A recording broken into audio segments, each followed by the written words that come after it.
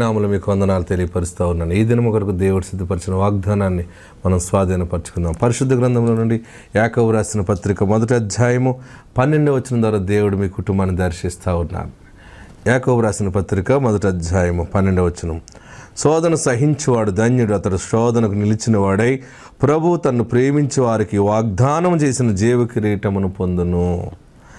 తను ప్రేమించే వారికి వాగ్దానము చేసిన జీవ కిరీటము పొందును. ఈరోజు వాగ్దానం ఏంటంటే ఆయన మిమ్మల్ని ప్రేమించి మీకు ఆయన జీవ కిరీటాన్ని అనుగ్రహిస్తూ ఉన్నారు. జీవ కిరీటం ఏంటి? ఈ జీవ కిరీటం ఇప్పుడు మాకు ఉపయోగం ఏమవుతుంది?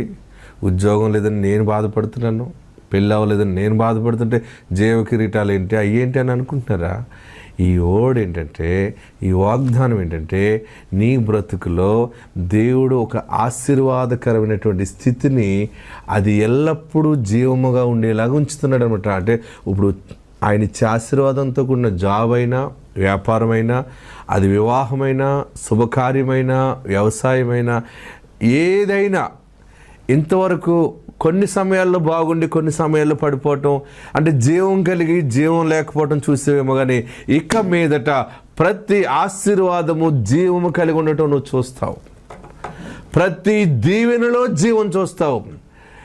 నీ వృద్ధాప్యము, నీ జీవితాంతం కృపాక్షేమములతో నువ్వు వర్ధిల్లుతూ ఈ జీవ కిరీటందుకు నా ఆశీర్వాదాన్ని చూస్తూ ప్రయాణం చేస్తావు, అనుభవిస్తూ ప్రయాణం చేస్తావు.